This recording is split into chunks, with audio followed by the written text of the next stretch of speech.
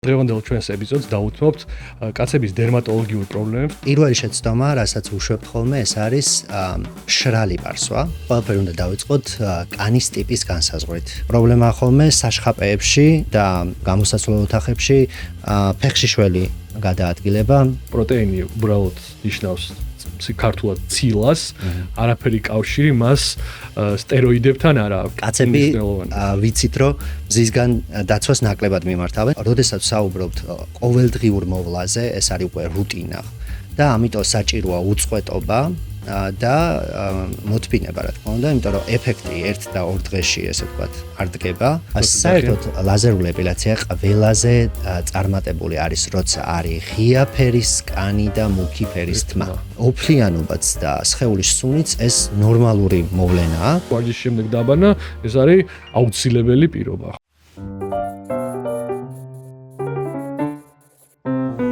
მოგესალმებით, ჩვენ ვიწყებთ ჯანსაღი დიალოგის მორიგი ეპიზოდის ჩაწერას. ჩვენ ვაგრძელებთ ჩვენი გადაცემების სერიას კაცების ჯანმრთელობაზე და თავის მოვლაზე და დღევანდელ ჩვენს ეპიზოდს დავუთმობთ კაცების დერმატოლოგიურ პრობლემებს, როგორც ჯანმრთელობის, ასევე კოსმეტიკური თვალსაზრისით, ვინაიდან გარეგნობა არის ადამიანის მენტალური ჯანმრთელობის განუყოფელი ნაწილი. თავშივე უნდა ითქვას, რომ კაცებში გახანგრძლივებული დერმატოლოგიური პრობლემები და ამ პრობლემების მოუგვარებლობა არაერთ ფაქტორთან არის დაკავშირებული, მათ შორის ერთ-ერთი არის საკმარისი ინფორმაცია არ ქონა, უყურადღებობა ამ თემის მიმართ, იმიტომ რომ პრიორიტეტული არ არის კაცებისთვის კანის მოვლა, ბავშვობის პერიოდში საჭირო ჩვევების და უნარების ჩამოუყალიბებლობა როგორც ოჯახში, ასევე საგანმანათლებლო დაწესებულებებში და ასევე შიში იმასთან დაკავშირებით, რომ რაღაცნაირად კანის რეგულარული მოვლა უფრო მეტად არის ფემინური საქმე და ნაკლებად არის დაკავშირებული მასკულინობასთან, ამიტომაც უფრო ეს დამატებით ბარიერს წარმოადგენს კაცებისთვის. ფინანსური ხელმისაწვდომობა კანზე და კანის ჯანმრთელობაზე ზრუნვა არ არის ფუფუნების საგნად შეიძლება აღვიქვათ, განსაკუთრებით მაშინ თუ ეს შენთვის პრიორიტეტული არ არის და შეიძლება ითქვას, რომ ამის შედეგი, ამ ყველაფრის შედეგი გახლავთ ის, რომ კაცები გაცილებით უფრო იშვიათად აკითხავენ დერმატოლოგის კაბინეტს, ვიდრე ქალები და აკითხავენ ისეთ დროს, როდესაც შეიძლება კონკრეტული დიაგნოზის ან მდგომარეობის მართვა უფრო გაძნელდეს და უფრო რთული იყოს როგორც ექიმის მხრიდან, ასევე პაციენტის მხრიდან ამ მკურნალობაზე დამყოლობა. შესაბამისად, დღევანდელ ჩვენს ეპიზოდში შევეცდებით, რომ დაგანახოთ მნიშვნელოვნება, რომ კანის მოვლა არ არის მხოლოდ ქალებისთვის მნიშვნელოვანი, არამედ კაცებისთვისაც მნიშვნელოვანი და ამ ყველაფერში დაგვეხმარება ჩვენი დღევანდელი პოდკასტის სტუმარი, დერმატოვენეროლოგი კახა ბრეგვაძე. კახა, დიდი მადლობა, რომ გვესტუმრე და პატივია ჩვენთვის თქვენი მასპინძლობა. გამარჯობა სანდრო, მადლობა მოწვევისთვის. კეთილი, შეგვიძლია დავიწყოთ პირველი მე შევეცდები აღწერო საშუალო, გავკადნიერდები და აღწერ საშუალო სტატისტიკური ქართველი კაცის კანის მოვლის რუტინას, როგორ ხდება ხოლმე. საპონი, ზოგადი საპონია, ესეთი მყარი საპონი, დუშის დროს ხელების დასაბანად, შამპუნი, რომელიც, კარგი, ქერტლი თუ გვაქვს, მოდი ქერტლის საწინააღმდეგო შამპუნს ვიხმარ, ზაფხულობით ზღვაზე მზისგან დამცავი და ზამთარში თუ ხელები მიშრება ან კანი მეკეცლება, მოდი დამატენიანებელს წავისვავ მაშინ, განსაკუთრებული შემთხვევისთვის. თუმცა ეს ყველაფერი არის თითქოს რაღაცა პასიური ქცევა და არააქტიური გაცნობიერებული ყოველდღიური კანის მოვლის რუტინა. ქალების შემთხვევაში ეს ასე არ არის და ამაზე სხვათა შორის მარიამ დარწმელიასთან და მარიამ ივანიაძესთან გვაქვს 2 ეპიზოდი ჩაწერილი, შეგიძლიათ ვიდეოს ბოლოს ამონათდება ამ ვიდეოების ბმულები, გადახვიდეთ უყუროთ და კაცებში როგორც თქვი, ეს რუტინა დამკვიდრებული არ არის. არის სიტუაციური უფრო და ქვეცნობიერად ეს უბრალოდ საპონი და შამპუნი. სინამდვილეში რისგან უნდა შედგებოდეს კაცების ყოველდღიური კანის მოვლის რუტინა? მადლობა. საერთოდ ყველაფერი უნდა დავიწყოთ კანის ტიპის განსაზღვრით, კაცის შემთხვევაშიც და ქალის შემთხვევაშიც. ზოგადად რო ვთქვათ, ჩვენ არ გვაქვს გამკიცხავი მიდგომა სხვისი კანის მოვლის რუტინის მიმართ, მაგრამ ერთი მიდგომა შეუძლებელია გავრცელდეს, ვთქვათ, ყველა შემთხვევაში. ამიტომ ყველა ამოსავალი წერტილი პირველი ეს არის ვიცოდეთ ჩვენი კანის ტიპი. კანის ტიპი შეიძლება იყოს ცხიმიანი კანი, რომლის დროსაც ჭარბი წარმოქმნახება ცხიმის და ასეთი კანი არის ბზინავი, ბრწყინავი და ცხიმიანი. მშრალი კანი როცა არის უფრო აქერცვლის კომპონენტი ქავანა და შეიძლება ასევე უხეში იყოს კანი, გვაქვს კომბინირებული კანი, როცა გარკვეული უბნები არის ცხიმიანი და გარკვეული უბნები მშრალი და არის კიდევ სენსიტიური კანი, რომელიც რეალურად უფრო მეტად რეაქტიულია გამაღიზიანებელზე, შეიძლება იყოს თუნდაც კოსმეტიკურ საშუალებაში რაღაც სურნელი და ასე შემდეგ და სენსიტიური კანის ტიპი შეიძლება ასევე იყოს ცხიმიანი კანიც და მშრალი კანიც. ამაზე ხაზი უნდა გავუსვა. ამიტომ აქედან უნდა დავიწყოთ ჩვენ იმაზე ფიქრი თუ რა საჭიროებები აქვს ჩვენს კანს.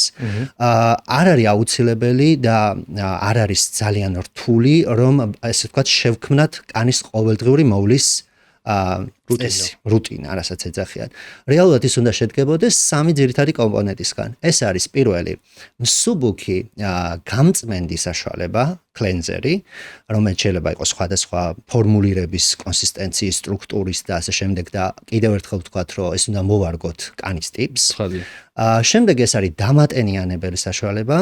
დამატენიანებელი საშუალება უზრუნველყოფს კანის ბარიერული ფუნქციის შენარჩუნებას და ვიცით, რომ ზოგადად კაცებში კანის ტრანსეპიდერმული წყლის დაკარგვა, ანუ აორთქლება წყლის და დიფუზია უფრო მაღალია კაცებში, ვიდრე ქალებში.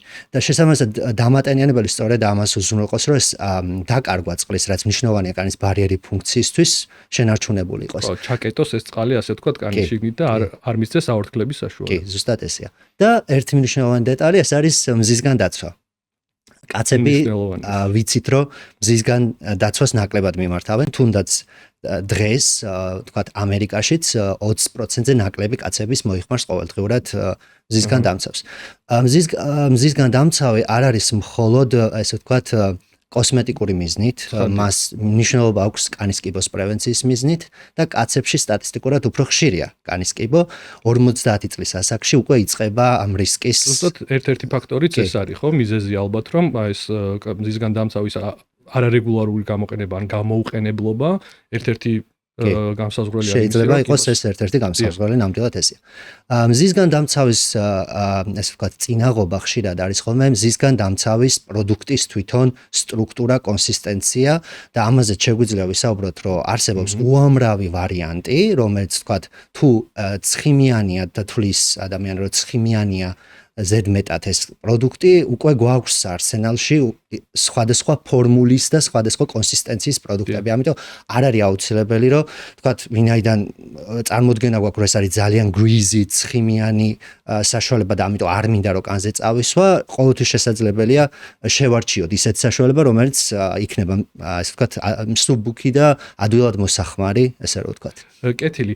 ამ შემთხვევაში თქვენ როგორ რეკომენდაციას გასცემთ? ანუ მიზანშეწონილი არის თუ არა, რომ საწყისავე ეტაპზე დერმატოლოგთან კონსულტირების პარალელურად მოხდეს ამ რუტინის დაწყება ან შეცვლა, თუ თვითნებურად, ასე ვთქვათ, არ არის ხა იმდენი საფრთხილო ან ისეთი რეკომენდაციები, საფრთხილო ზომები მისაღები, რომ შეუძლია თვითონ ადამიანს თვითონ დატესტოს საკუთარ კანზე, იქნება ეს სახის კანი თუ სხვა მიდამოები კანზე, ეს პროდუქტები და ინგრედიენტები ან აქტიური ნივთიერებები. კარგი შეკითხვა, იმიტომ რომ ბარიერი შეიძლება იყოს ექიმთან მისვლა ადამიანისთვის. ვიტყოდი, რომ ის თუ როგორი ტიპის კანი გვაქვს, ხშირად პაციენტები ჩემთან მოდიან და თხოვენ, რომ უბრალოდ დავადგინო მისი კანის ტიპი. კანის ტიპის დადგენას არ სჭირდება განსაკუთრებული, ესე ვთქვათ, ღონისძიებები. სახლში შეგვიძლია მარტივად მას შემდეგ, რაც გავიწმენთ სახეს რომელიმე კლენზერით, 30 წუთის შემდეგ უკვე ვაფასებთ ჩვენი კანის მდგომარეობას. აი, როგორც თქვით, ცხიმიანი კანი, ვთქვათ, არის ბრწყინავი, ცხიმის წარმოქმნა ხდება კომბინირებულის დროს ძირითადად ტეზონაა ცხიმიანი და ასე შემდეგ. ანუ ეს არ მოითხოვს რამე განსაკუთრებულ ვიზიტს დერმატოლოგთან. თუმცა თუ რამე დამატებითი ჩივილია, რომელიც უკავშირდება და არ არის მხოლოდ, ვთქვათ, ყოველდღიური მოვლის რუტინისთვის, არ არის აუცილებელი დერმატოლოგის ჩართულობა, დღეს უკვე კოსმეტიკური ქიმიკოსები და სხვა, ასე ვთქვათ, ადამიანებსაც შეუძლიათ ეს. თან ეს კანის ტიპის დადგენა ხო ესე რაღაც იმდენად კომპლექსური არის, კანის ბარიერი, მისი შემადგენლობა, კანის ტიპი, რომ ალბათ უფრო პროდუქტების დატესტვით და მე შენი პროდუქტების სისპოვნით შენ თვითონვე მიხვალ, რა თქმა უნდა, კონსულტაციის პარალელურად შემდგომ ეტაპებზე დერმატოლოგთან, ვიდრე რომ ეხა ამისთვის მიხვიდე ცალკეულად დერმატოლოგთან და ესე ცალსაკე დაიწყო ამ ყველაფრის. მზისგან დამცავი ვახსენეთ, ზამთრის პერიოდია და შეიძლება ადამიანს გაუჩნდეს შეკითხვა, რომ აი რაში მჭირდება ზამთარში მზე არ არის, ღრუბლებია, არც ხელა, არც კანი მეწვება, არაფერი. ანუ როდესაც ვსაუბრობთ ამ სამ კომპონენტზე, მზისგან დაცვა, დატენიანება, გაწმენდა, ხო? პირიქით ქრონოლოგიურად, პირიქით თანმიმდევრობით. რუტინის დროს. ანუ ეს ითვლება, რომ ყოველდღე დღის განმავლობაში ყველა კომპონენტი აუცილებელია, ხო ასე? ესეც კარგი კითხვა. თუ გარეთ გავდივართ, დიახ, სასურველია და რატო? ჩვენ არ ვსაუბრობთ მაინდა-მაინც უშუალოდ მზისხივების ქვეშ ზემოქმედების ქვეშ ყოფნაზე. აქ საუბარია, რომ გამოსხივება ხო ყოველთვის არის. შესაბამისად, გამოსხივება რა თქმა უნდა იწვევს ფოტოდაბერებას და მე ეს ჯამურ კუმულაციურ ეფექტს ავლენს ხოლმე. ამიტომ თუ გვინდა რომ შევინარჩუნოთ კანის ესე ვთქვათ ახალგაზრდა იერი და ასევე წვრილი ნაოჭები და დაბერებაც ეს ვთქვათ ნაადრევი არ იყოს, მზისგან დამცავის გამოყენება რეკომენდებული არის. კეთილი და ნუ ეს ცოტა კონტროვერსიული თემა, ასე ვთქვათ, წინააღმდეგობრივი თემა, აი სახლიდან არ გასვლის შემთხვევაში, ანუ შენობის შიგნით თუ მთელ დღეს ვატარებ, რამდენად საჭირო არის მზისგან დამცავის, ასე ვთქვათ, დატანა სახის კანზე თუ სხეულის სხვა მიდამოებში. წავითხრე კვლევები, რომ მხოლოდ ულტრაისფერ მზისგან გამოყოფილ ულტრაისფერ რადიაციას არ აქვს, ხო, ამ შემთხვევაში მნიშვნელობა. ის ლურჯი სინათლე, ეგრეთ წოდებული მაღალ ენერგიული ხილული სინათლე, რაც ეკრანებიდან მოდის, ფოტოდაბერება რო ახსენეთ, ანუ კანის დაბერებას ასევე უწყობს ხელს და ამ რადიაციის პრევენციისთვის ასევე მიზანშეწონილი არის დატანა მზისგან დამცავის და ზოგიერთი ფანჯარა თუ არის ერთ შრიანი ფანჯარა, კი ულტრაისფერ B სხივებს ბლოკავს, მაგრამ ზოგიერთი არ ბლოკავს ულტრაისფერ A სხივებს. ამიტომ ზოგადი რეკომენდაცია ალბათ ყოველდღე დატანა, თუნდაც შენობის შიგნითაც უკეთესი იქნება, იმიტომ რომ თუ რა მოხდა, რომ 1-2 დღით მეტი დაიტანო, თუ რა პრობლემა არის ეს, ხო, თუ რუტინაში ისედაც გაქვს და გამჯდარი. კი.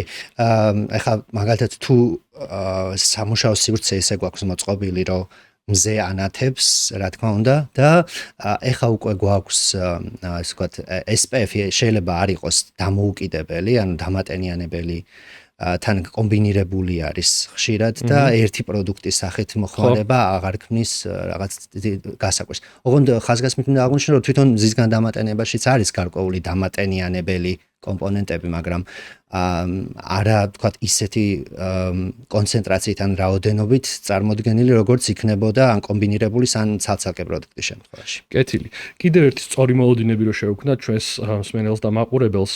ანუ როდესაც ახალ ინგრედიენტს იტანს საკუთარ კანზე სახის კანი იქნება თუ სხვა მიდამო, ამ პროდუქტებს და ინგრედიენტებს, მათ შორის აქტიურ ნიტრატებს განსაკუთრებით შეიძლება სარგებელი ყისიერი ვერ ნახო.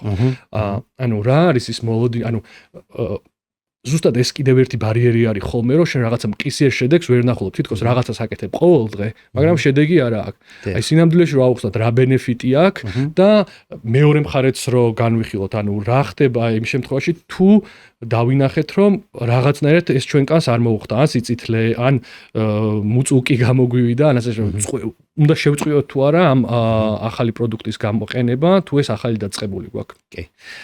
ნიუანსირებული საკითხია.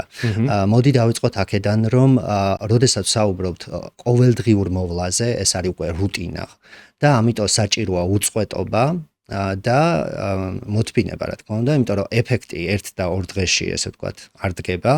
ეს არის, ვთქვათ, წესის შედეგი. ანუ როგორ, აი თუ მაგალითად დამატენებელი დევს კბილის ჯაგრისთან ერთად, იმ კონტექსტში, რომ აი როგორც კბილების გაწმენდა არის ყოველდღიური რუტინა, აი ესეთი ნაწილი უნდა იყოს კანის მოვლაც.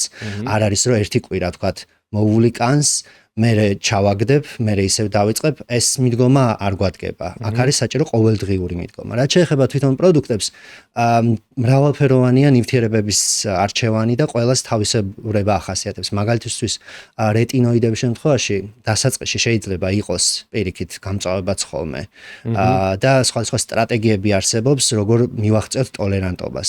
ინდივიდუალურია, ამიტომ ჩვენ უნდა უბრალოდ მოусმინოთ ჩვენ კანს, როგორ რეაგირებს იმ პროდუქტზე. თუ ჩება დამატებითი კითხვები, უკვე დერმატოლოგთან შეგვიძლია კონსულტაცია. ანუ იმ შემთხვევაში თუ ჩვენ პრევენციოდ და ეს პრევენციული მიზნით ვიყენებთ, ხო? ანუ როდესაც დამატენიანებელზე და გაწმენდაზე ვსაუბრობთ, კანის დაბერების პრევენციას ვაკეთებთ. მზისგან დამცავითაც კანის დაბერების პრევენციას ვაკეთებთ. ანუ ეს შედეგის დანახვა, როცა იმას თვითონ იმას ვერ ხედავ, რისგანაც დაიცავი შენი თავი. ძალიან რთულია, მაგრამ უნდა ვიცოდეთ, რომ ამას რომ არ ვაკეთებდეთ, ჩვენი კანი ბევრად უფრო სწრაფად დაბერდება. და რაც შეეხება უკვე დამატებით პროდუქტებს, რომლებიც კონკრეტული პრობლემების აღმოსაფრთხებლად ინიშნება, ალბათ უკვე ამ შემთხვევაში აუცილებელიც კი არის დერმატოლოგთან კონსულტაციის პარალელურად ხდებოდეს ამ ინგრედიენტების გამოყენება, ხო? რეტინოიდებიდან შეგვიძლია ასევე ვახსენოთ არასამედიცინო სიძლიერის პროდუქტები, თუნდაც რეტინოლი და ანალოგიურად რეტინოლზეც მოსალოდნელი არის გაღიზიანება, სიწითლის, წვის შეგრძნების სახით და არსებობს გარკვეული სტრატეგიები, რაც შეიძლება ეს ესე ვთქვათ ტოლერანტობას მივაღწევთ. შეიძლება იყოს ყოველ მეორე დღეს გამოყენება, ყოველ მესამე დღეს გამოყენება, დამატენიალების შემდეგ წასმა, რუტინის ესე ვთქვათ ცვლილება, ეს ყველაფერი შესაძლებელია აი ცდის პრინციპის საშუალებით შევარჩიოთ, აი მოვირგოთ პროდუქტი, კოსმეტიკური პროდუქტი. კეთილი. ჩვენ ახან დღეს უფრო აი კაცების კანის ჯანმრთელობაზე კონცენტრირდებით. მოდი გადავიდეთ ხეურის იმ ზონაზე, რომელიც კაცებში ხდება და უფრო მეტად საყურადღებო არის, ეს არის ეგრეთ წვერის ზონა, ხო? აქ ბევრი ნიუანსია გასათვალისწინებელი. პირველ რიგში ის, რომ ამა თუ იმ ფორმით თითქმის ყველა ზრდასრული კაცი წვერს ან იპარსავს, ან იმოკლებს, ან სველი წესით იპარსავს, ან მშრალი წესით იპარსავს, ელექტროსაპარსი იქნება, ეს ბასრი საპარსი, პირიანი საპარსები, ეგრეთ წოდებული. რა არის ის ძირითადი რისკები, რომელიც ახლავს აი წვერის ზონას, ხო? ანუ იქნება ეს გაგვიგია თმის ჩაბრუნება, ფოლიკულიტი, ზრდის თუ არა, მაგალითად აკნეს რისკი გაზრდილია თუ არა წვერის ზონაში. ბევრს აწუხებს ასევე წვერში ქერტლის პრობლემა, რომელიც თავის ქერტლზეც შეგვიძლია განვავრცოთ. აი ეს მაინტერესებს უბრალოდ აი წვერის ზონას ჭირდება თუ არა რაიმე დამატებითი რუტინა, რომელიც უნდა ჩართოს კაცმა თავის, ასე ვთქვათ, მასში, კანის მოვლის რუტინაში. ვისაუბროთ. მოდი დავიწყოთ თვითონ წვერის მოვლის მოვლა როგორ გაპარსვა როგორ ხდება და როგორ არის სწორი, იმიტომ რომ აქაც არსებობს გარკვეული ნიუანსები. პირველი შეცდომა, რასაც ვუშვებთ ხოლმე, ეს არის მშრალი პარსვა. სასურველია რომ გამოყენებული იქნას საპარსი გელი ან კრემი, მშრალი პარსვა ქმნის რისკს იგივე თმის ჩაბრუნების და მეორე არის კიდევ რომ ეს თვითონ პარსვა არ უნდა ხდებოდეს თმის ზრდის საწინააღმდეგოდ. ეს უნდა იყოს თმის ზრდის მიმართულებით. და კიდევ გავრცელებული პრაქტიკაა კანის გაჭიმვა უფრო ახლო გაპარსვისთვის მიმართავენ, აი ეს თქვათ ხელით როდესაც წიმავენ, რომ კარგად დაუვიძნონ, ხო? და გრძელი მონასმები, ანუ მოკლე მოსმა უნდა იყოს და ყოველი მოსმის შემდეგ სასურველია რომ წყლით გავავლოთ თუ საუბარი არის მრავალპირიან, ერთპირიან, ორპირიან, თქვათ საპარსზე. აქაც საპარსის საშუალებებიც მრავალფეროვანია. ამ შემთხვევაში თუ საუბრობთ კანზე, რომელიც მიდრეკილია, თქვათ თმის ჩაბრუნებისკენ, ან ფოლიკულიტისკენ, როგორც ახსენი, და ამას ცოტა მოგვიანებით კიდე შევეხოთ, რეკომენდებულია რომ ერთთავიანი, ერთპირიანი საპარსის საშუალება იყოს, ან ელექტრო საპარს საშუალებაზე, ან საერთოდ უარი ვთქვათ გაპარსვაზე და ხანგრძლივი პერიოდის განმავლობაში, თქვათ ვატაროთ წვერი. ესეც შეიძლება. რახან საუბრობთ ფოლიკულიტზე, ყველაზე გავრცელებული არის ეგრეთ წოდებული ფსევდოფოლიკულიტი, წვერის ფსევდოფოლიკულიტი.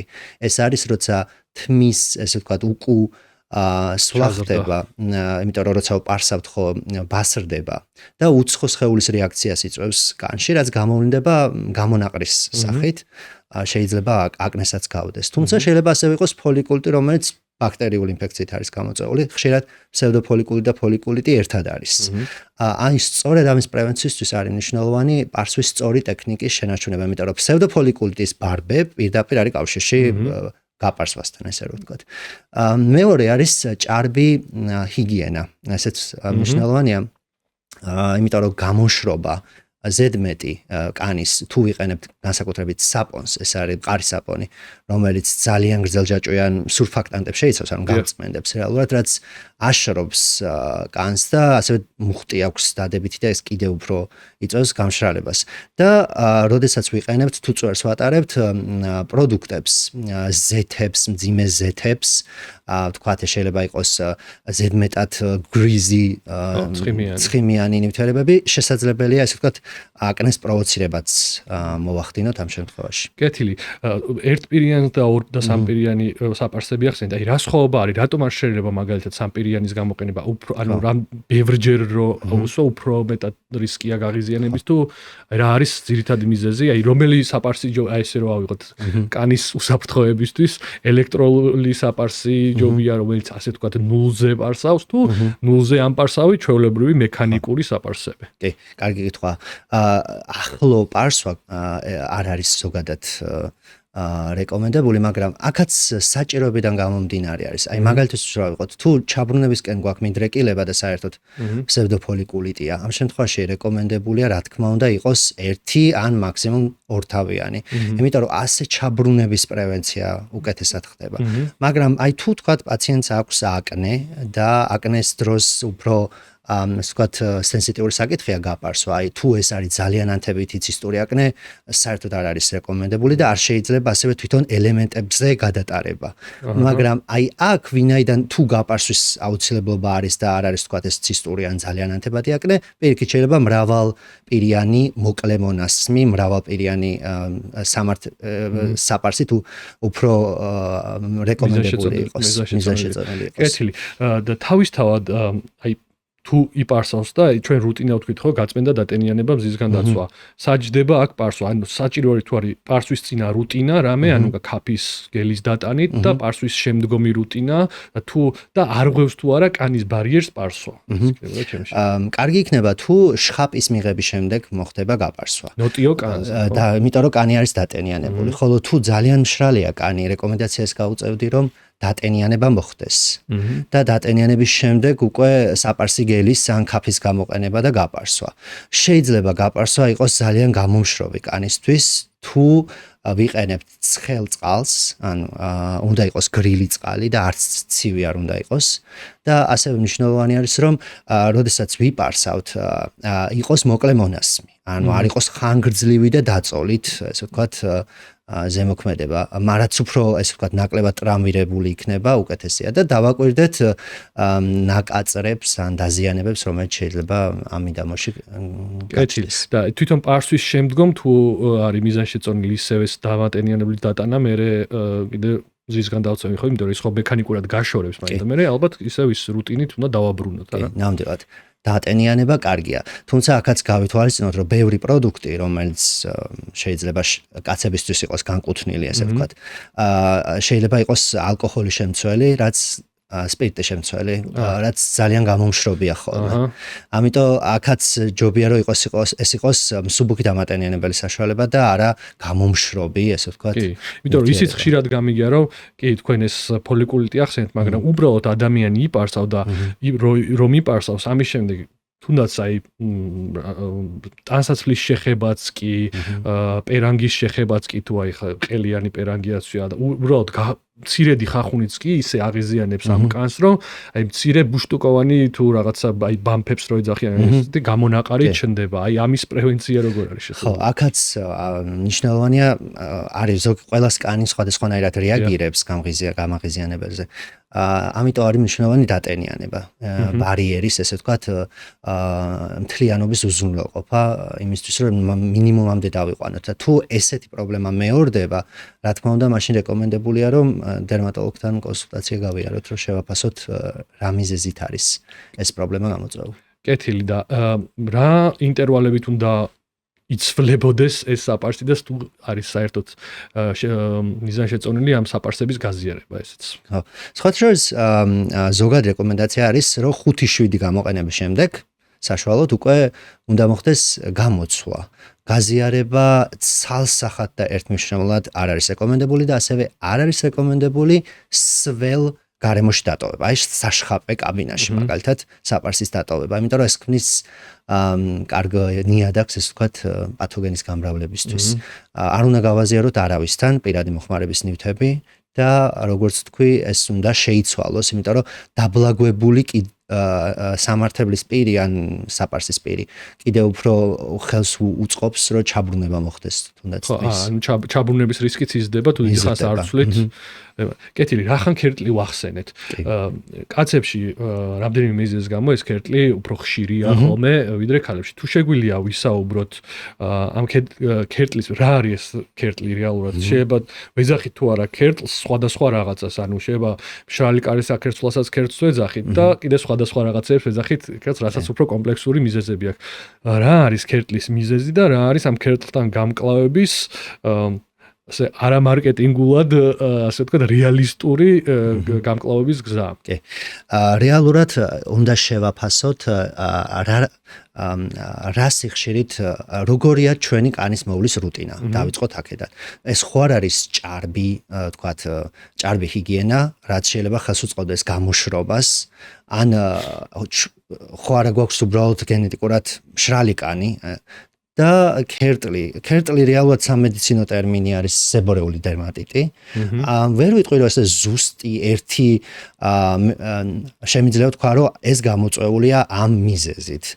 გვაქვს თეორიები ანთებითი რეაქციის, ესე ვთქვათ, შედეგია და აქ მონაწილეობს ასევე კანის მიკრობიომის, ესე ვთქვათ, რეგულაციის დარღვევა, რაც შეიძლება გენეტიკურადაც იყოს პირობადებული და ამიტომ უნდა მოусმინოთ, დავაკვირდეთ რა ქცევები გვაქვს ჩვენს რუტინაში და ამის მიხედვით მივყვეთ მე უკვე კეთილი. და თქვენ მიკროფლორის დარღვევა ახსენეთ და მათ შორის ერთ-ერთი მიზეზი საკმაოდ ხშირი იმისა, რომ ადამიანის წვერშიც და სკალპზეც კონდეს ქერტლი არის მიკროფლორაში ერთ-ერთი სოკო, რომელსაც ქვია მალასეზია, თუ სწორად მახსოვს, მედიცინის დღეებიდან მალასეზია, რომელიც არის ძალიან ცხიმოყვარული ადამიანი რა იყო და სოკოვანი პიროვნება. სოკო. რომელიც ჭამს ამ ცხიმს, ლიპიდებს, ანუ ჩვენი კანის ბარიერში და იმის დაშლის პროდუქტი არის მათ შორის ეს ქერცლი, რომელიც აი რომელსაც ჩვენ მერე ვეძახით ამ ქერცლს, ხო და ქავილის ანთებაც აი ამის თანხლები მოვლენა. ეს არის ეს წამყვანი თეორია. თეორია ერთ-ერთი, ხო, და სწორედ ამისკენ არის ხოლმე მიმართული დასაბანი საშუალებები, რომელსაც აწერია ესე ვთქვათ, აი ანტიდენდრაფ ქერცლის საწინააღმდეგო რო აწერია, ამისკენ არის ხოლმე მიმართული როგორც წესი. ეს პროდუქტები შეგვიძლია მოვიხმაროთ წვერის მიდამოშიც და რახან ვახსენეთ ბაქტერია, ვირუსი, სოკო და ასე შემდეგ, ანუ მიკრობიომი ზოგადად. თუნდაც აკნე რო ავიღოთ, რა არის? ხდება ჭარბი წარმოქმნა, ცხიმის და ასევე არის თმის ფოლიკულის, ესე ვთქვათ, ანთება, რომელიც გამოწვეულია ცხიმის წარმოქმნით და კანის მკვდარი უჯრედების დაგროვით, რომელიც მერე იწვევს უკვე აკნესთან ასოცირებული ბაქტერიის ჭარბ ზრდას და ეს არის ერთ-ერთი წამყვანი მექანიზმი ამ დროსაც. რო დაუბრუნდეთ ქერტლს, ქერტლის დროს ეს შამპუნები, რომელზეც ვახსენეთ, რომელიც შეიცავს სოკოს საწინააღმდეგო ეფექტს. მინდა ასევე ხაზი გაუსვა, რომ ეს ამ ნივთიერებებს, მაგალითად კეტოკონაზოლი, რომელიც შედის ქერტლის საწინააღმდეგო შამპუნებში, დამატებით აქვს ანთების საწინააღმდეგო ეფექტიც და ამ მექანიზმით უზრუნველყოფს მოგვარებას პრობლემის და კეტოკონაზოლის ან სელენიუმი არის კიდევ ერთი გავრცელებული ინგრედიენტი, არის სწორედ მიმართული აი ამ სოკოს კომპონენტისადმი, რომელიც ახსენე. კახა, კაცის კანის მოვლის პროდუქტებზე ვსაუბრობდი და ჩვენმა პარტნიორმა კომპანია PSP-მ გამოგიგზავნა სპეციალურად შერჩეული პროდუქტები ბრენდებისა, რომლებიც ფოკუსირდებიან კაცის კანის პროდუქტებზე და კაცის კანის ჯანმრთელობაზე. პირველი ბრენდი, სამი ძირითადი ბრენდი გვექნება განსახილველი. პირველი ბრენდი, რაც მინდა განვიხილო, ეს არის შვედური წარმოების დერმატოლოგიური ბრენდი Recipe და აქ გვაქვს რამდენიმე პროდუქტი წარმოდგენილი, თუმცა ეს არ არის სრული სია, PSP-ს აფთიაქებში შეგიძლიათ შეიძინოთ ფართო ასორტიმენტი ამ ბრენდის წარმოების და შეგიძლიათ მთელი თქვენი კანის მოვლის რუტინა აწყოთ ერთ ბრენდზე, იმის მიხედვით როგორ მოუხდება ეს თქვენს კანს. როგორც გითხარით, პირველი ჩვენი ბრენდი არის Recipe და აქ წარმოდგენილი გვაქვს პირველი პროდუქტი ქერტლის საწინააღმდეგო შამპუნი, როგორც თქვით, ჩვენ სკალპზე ცხოვრობს ასეთი სოკო სახელად მალასეზია, რომელიც იკვებება ცხიმით, ლიპიდებით, ჩვენი კანის ბარიერში არსებული ლიპიდებით და ამ ლიპიდების ჭამის დაშლის პროდუქტი არის ზუსტად ის ქერცლი, რომელიც ჩვენ გვაწუხებს ხოლმე მათ შორის წვერშიც, თმაშიც და ასე შემდეგ და სწორედ ეს პროდუქტი შეიცავს სოკოს საწინააღმდეგო აგენტებს, რომელიც ანეიტრალებს ამ მალასეზია სოკოს, აღადგენს მიკროფლორას სკალპზე, წვერში და შესაბამისად ეფექტი არის ამ ქერტლის ქავილის ანთების გაქრობა. მეორე პროდუქტი რაც გვაქვს, ეს არის სახის სკრაბი, ეგრეთ წოდებული ექსფოლიანტი, რომლის გამოყენებაც ხელს უწყობს კანზე მკვდარი უჯრედების მოშორებას და ასევე კანის ტექსტურის გაერთგვაროვნებას, თუმცა ეს არ არის ყოველდღიურად გამოსაყენებელი პროდუქტი, რომ არ დაგვერგვეს კანის ბარიერი, ამიტომ გაეცანით გამოყენების წესს, როგორც წესი, კანის ტიპს გააჩნია, მაგრამ რეკომენდებული არის კვირაში 1-2 გამოყენება ამ პროდუქტისა. შემდეგი პროდუქტი რაც გვაქვს, პარსვის შემდგომი ბალზამი და პარსვის შემდგომი ბალზამი ძირითადად გამოიყენება იმისთვის, რომ პარსვის შემდგომ კანის გაღიზიანების რისკები შევამციროთ, როგორც იცით, ამ სუფთად გაპარსული კანი არის უფრო მგრძნობიარე, ადვილად ღიზიანდება, წითლდება, პატარა გამონაყარივით შეიძლება ჰქონდეს, ამ რისკების შესამცირებლად გამოიყენება ჩვენი პარსვის შემდგომი ბალზამი და ბოლო პროდუქტი ამ შემთხვევაში რაც Recipe-ის ბრენდის ხაზიდან მინდა განვიხილო, ეს არის შრატი, რომელიც შეიცავს როგორც დამატენიანებელს, ასევე ანტიოქსიდანტებს, კერძოდ ნიაცინამიდს, რომელიც არის B3 ჯგუფის ვიტამინი და ნიაცინამიდი იცავს ჩვენ კანს, ასე ვთქვათ, მულტიფუნქციური აქტიური ინგრედიენტი არის, რომელიც აერთგვაროვნებს კანის სტრუქტურას, იცავს მას თავისუფალი რადიკალებისგან, ანუ კანის დაზიანების რისკებს ამცირებს და ასე ვთქვათ, ასევე აქვს დამატენიანებელი, რომელიც საჭირო არის იმისთვის, რომ ჩაიკეტოს ეს ჩვენი წყალი ჩვენს კანში, რომ არ მოხდეს მისი აორთქლება და კანს კონდეს ასე ვთქვათ, ვიზუალურად, ასე ვთქვათ, ცინცხალი შესახედაობა. მეორე ბრენდი რაც მინდა რომ განვიხილო, ეს არის ბრიტანული წარმოების დერმატოლოგიური კომპანია Hiti, რომელიც ასევე ფართო ასორტიმენტით არის წარმოდგენილი. თქვენს წინაშე მინდა ასევე შეგახსენოთ, რომ ყველა ამ პროდუქტზე რაც მე განვიხილე, ამ ბრენდის თითქმის ყველა პროდუქტზე მოქმედებს საკმაოდ კარგი ფასდაკლებები, ამიტომ სულ ამოწმეთ PSP-ს ვებსაიტი, ბმულები ონლაინად შეგიძლიათ შეძენა ფასდაკლებით ამ პროდუქტების.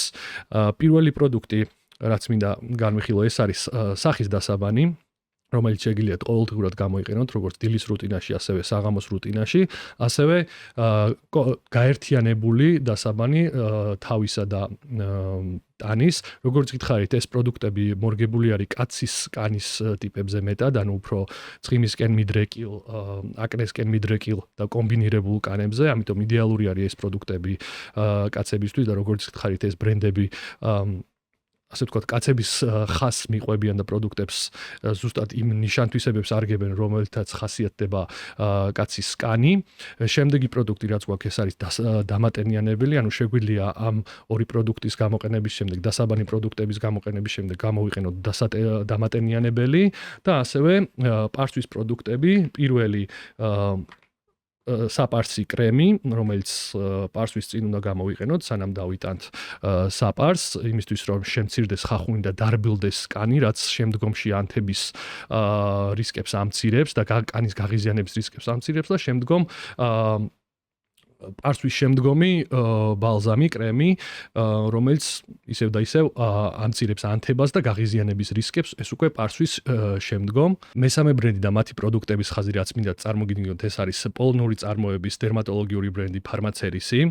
საკმაოდ მაღალი ხარისხის პროდუქციას აწარმოებს და პირველი პროდუქტი, რაც აგვაქვს, ეს არის მიცელარული წყალი. მიცელარული წყალი რას აკეთებს? მიცელარული, იმიტომ რომ აქ არის მიკრონაწილაკები, მიცელები, რომლებსაც შეუძლიათ კანის ზედაპირზე ჭუჭყის მკვდარი კანის მიერთება, ასე ვთქვათ და უბრალოდ ამის დატანის და მერე ჩამობანის შემდეგ ეს მკვდარი კანი და ასე ვთქვათ ზედმეტი ჭუჭყი და ასე შემდეგ მიყვება ამ მიცელარულ წყალს, ასევე გვაქვს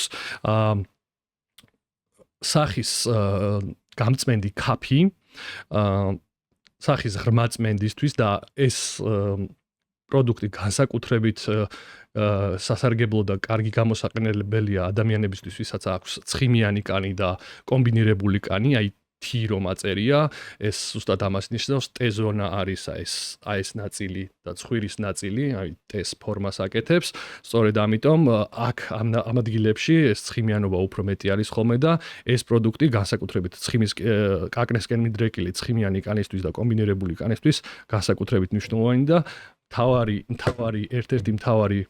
ერთ-ერთი მთავარი პროდუქტი, რაც მინდა წარმოგიდგინოთ ბოლოს, ფარმაცერისის წარმოების, ეს არის მაღალი დაცვის მქონე ფართო სპექტრის მზისგან დამცავი, როდესაც ვხედავთ 50+ UVA-ს, UVB-ს, ეს ნიშნავს, რომ ეს არის ფართო სპექტრის დამცავი და არის მსუბუქი ტექსტურის ეს დამცავი, ამიტომ ზამთარშიც და ზაფხულშიც ძალიან თამამად შეიძლება ამის გამოყენება ისევ და ისევ კაცის კანის ტიპებზე არის მორგებული. ყველა ეს პროდუქტი, რაც ახლა ჩამოთვალე, შეგიძლიათ შეიძინოთ PSP-ს აფთიაქებში და თითქმის ყველა მათგანზე თუ ყველა მათგანზე არა, მოქმედებს ძალიან კარგი ფასდაკლებები და აუცილებლად გირჩევთ თქვენი რუტინის ჩამოყალიბებას აი ამ პროდუქტებით. შეიძლება ერთი ბრენდიდან ერთი პროდუქტი მოგიხდეთ, მეორე ბრენდიდან მეორე და ასე აწყოთ რუტინა და ჭარბი ჰიგიენა ვახსენეთ რამდენჯერმე და მოდი გადავიდეთ არა მხოლოდ სახის კანის მოვლის რუტინაზე, არამედ სხეულის ჰიგიენაზე, ხო, რომელიც ასე ვთქვათ, ასევე განსაკუთრებული კომპონენტი შეიძლება იყოს კაცის თავის მოვლის რუტინაში. პირველ რიგში მოდი დავიწყოთ აი სხეულის უსიამოვნო სუნთან გამკლავების ნაწილით, ხო, რომელიც შეიძლება იყოს ნორმის ვარიაცია და შეიძლება იყოს პათოლოგიური მიზეზით გამოწვეული, ხო? და ასევე ჭარბი ოფლიანობაც, ჰიპერჰიდროს რომ ეძახიან, ესეც ხო? ანუ პირველ რიგში რა იწევს კანზე უსიამოვნო სუნის გაჩენას თან კონკრეტულ მიდამოებში და არ გვაქვს სხვა ერთ მიდამოში, გვაქვს სხვა მიდამოში, ხო? და რა მეთოდები არსებობს ამ უსიამოვნო სუნთან გამკლავების და მათ შორის ჰიგიენური თვალსაზრისით, ანუ რამდენად კავშირშია ეს უსიამოვნო სუნი ჰიგიენასთან პირველ რიგში ეს თქვა და შემდეგ სხეულის მათ შორის ინტიმური ადგილების ყოველდღიური ჰიგიენური ნორმები როგორი უნდა იყოს. ერთი მნიშვნელოვანი დეტალია, რომ რაც ახსენე, ჭარბი ჰიგიენა, ასე რომ ვთქვათ, გერმანულში არის ესეთი გამოთქმა, wer zu viel seift stinkt, რაც მეტ საპონს იყენებ დასაბანად ყარხარ, უფრო მეტად. აქ ლოგიკა ის არის, რომ როდესაც ირღვევა ბარიერის ფუნქცია კანის, მე უფრო ადვილია მიკრობიომის ცვლილება ხდება და ინფექციების დართვა და შესაბამისად მე იმას უკვე მოსდევს სუნი. ამიტომ მნიშვნელოვანია, რომ თავიდან ავირიდოთ რა. როდესაც მოვლაზე საუბარი, წყალი უნდა იყოს გრილი. ტემპერატურა უნდა იყოს გრილი, იმიტომ რომ ძალიან ხშირად ადამიანები ბანაობენ აი ზედმეტად ცხელი წყლით, რაც იწვევს გამოშრობას, ესე ვთქვათ, კანის, ან პირიქით ცივი წყალსაც იგივე ეფექტი შეიძლება ქონდეს. როდესაც სხეულზე ვსაუბრობთ, საპონი, აი მყარი საპონი, როგორც თქვით, გრძელჯაჭვიან, ესე ვთქვათ, სურფაქტანტებს შეიცავს და გამომშრობია საკმაოდ, ამიტომ სახის მიდამო მაგალითად უფრო მგრძნობიარეა. აი იღლიის მიდამო შეიძლება უფრო მაღალი pH-ია და არ იყოს ისეთი პრობლემატური საპონი. ანუ ჟავიანობა მეტია pH, ხო. ამიტომ რო არ იყოს უფრო მეტად იმ ადგილებში საპონი შეიძლება არ იყოს ისეთი გამაღიზიანებელი, როგორც იყოს თქვათ სახის მიდამოში, ამის თქვა მინდა. თუმცა აქაც საუბრობთ იმაზე, თუ როგორია ჩვენი კანის მოთხოვნილება და რა გარემო პირობებია, ესეც ძალიან მნიშვნელოვანია ხა. თუ არის ძალიან სიცივე, აი ახლა როგორც არის მაგალითად უფრო მნიშვნელოვანია, რომ მეტი ყურადღება მივაქციოთ რუტინას. რაც შეეხება ჰიპერჰიდროს. პირველ რიგში მოდი ვთქვათ, რომ ფლიანობაც და სხეულის სუნიც ეს ნორმალური მოვლენაა და სუნიც ასევე სხეულის სუნიც სხვადასხვანაირად აღიქმება და კულტურული, ესე ვთქვათ, მომენტიც არის. ოფლიანობაზეც რო საუბრობ, ჭარბ ოფლიანობაზეც, ეს პაციენტმა უნდა თქვას, რომ მისთვის არის ჭარბი ოფლიანობა, იმიტომ რომ ესეც სუბიექტურია, ხო? თუ აწუხებს პაციენტს. ხო, განსაკუთრებით აი ხელის გულებზე. ეს არის უკვე ადგილობრივი, ლოკალური ჰიპერჰიდროზი, როცა რაღაც გარკვეული კონკრეტული ანატომიური მიდამოში არის, უფრო მეტად გამოხატული შეიძლება იყოს ხელის გული, ღლიები, საზარდულის მიდამო და ასე შემდეგ. და არის გენერალიზებული, ანუ როცა არ არის ერთი კონკრეტული მიდამო, გენერალიზებულად არის ჰიპერჰიდროზი. ამ შემთხვევაში სუნს რა იწვევს? ჩვენ ყავს კანზე ბაქტერიები, რომლებიც ესე ვთქვათ ამ პროდუქტს რაც გამოიყოფა ოფლიანობის დროს, ესე ვთქვათ ქიმიური გარდაქმნები მიმდინარეობს, რაც იწვევს ამ აკროლადი ნივთიერებების გაჩენას, რომელსაც აქვს დამახასიათებელი სუნი. სხვათა შორის, ბევრ ფაქტორზეა დამოკიდებული, რა სუნი ექნება ასე ვთქვათ, ოფლს. ეს შეიძლება იყოს თუნდაც საკვები. მაგალითად, კონკრეტული საკვებია, რომელიც უფრო მეტად არის ასოცირებული სხეულის სუნის შეცვლასთან. ასევე ასაკთან ერთად განსხვავებული სუნი აქვს, ხო, ადამიანს. ესეც იცვლება ხოლმე. ანუ ერთი სიტყვით ბაქტერიები არის ძირითადი მიზეზი, თუმცა სხვა მიზეზების გამოთაც შეიძლება იყოს ადამიანის სხეულის სუნი განპირობებული და აქ ძალიან ბევრი, ასე ვთქვათ, მომენტი არის. იმ შემთხვევაში თუ ბაქტერიული მიზეზით არის განპირობებული, ანუ ჩვენ სტანდარტულ შემთხვევაში ბაქტერიული მიზეზით არის განპირობებული. ანუ არის ორი მეთოდი ხოლმე რეალურად, რასაც ყოველდღიურ რუტინაში ხმარობენ. ერთი არის ანტიპერსპირანტი, მეორე არის დეოდორანტი, ხო? ანუ რა სხვა, ის ერთი ანტიპერსპირანტი გვეუბნება, რომ არის ოფლის დენის საწინააღმდეგო, დეოდორანტი გვეუბნება, არის სუნის გამქრობი. რეალურად აი რას უნდა დავაკვირდეთ შემცველობის თვალსაზრისით თუნდაც რომ მივხვდეთ ანუ სიტყვაზე თუ გვაწუხებს ოფლიანობა ოფლისთვის გამოვიყენოთ თუ გვაწუხებს სუნი სუნისთვის გამოვიყენოთ რას ვაქცევთ ყურადღებას ამ შემთხვევაში რისთვის რას ვიყენებთ ისევ რომ დავბრუნდეთ რა ინტენსივობით ვოფლიანობთ მოდი ასე კითხვა დავსვათ შეგიმჩნევიათ ალბათ რომ სპორტი არის ყველაზე კარგი საშუალება დაკვირვების რომ აი ვიღაც სპორტსმენებს თქვათ რა დასრულდება რა მატჩი და ხედავთ რომ სრულიად სველია ვიღაც არა და ადამიანებსაც ჩვენ ერთმანეთს რომ დავაკვირდეთ ყველა სხვადასხვანაირად რეაგირებთ ჭარბი ოფლიანობა შეიძლება დაიწყოს ეს ნორმა არის ემოციის ფონზე ცხარე საკვების მიღების ფონზე და ასე შემდეგ ხო ამ ყველაფერს უნდა მივაქციოთ ყურადღება და ამის მიხედვით შეგვიძლია შევარჩიოთ პროდუქტი. ახლა ანტიპერსპირანტზე რო ვსაუბრობთ, ძირითადად აქ იგულისხმება ალუმინის შემცველი და ეს არის ნივთიერება, რომელიც ესე ვთქვათ, გჭირდება სწორედ ამ სადინდრების დახშობისთვის და კარგია რომ ის გამოვიყენოთ წინა დღით, ან წინა საღამოს, დილით აღარ არის უკვე აუცილებელი, პირიქით უნდა ჩამოიბანო იმ მიდამოდან და მიდამო არ არის აუცილებელი იღლია იყოს, შეიძლება იყოს საზარდული. ნებისმიერ სახეზეც კი შეიძლება გამოყენება და სხვადასხვა ფორმები არსებობს.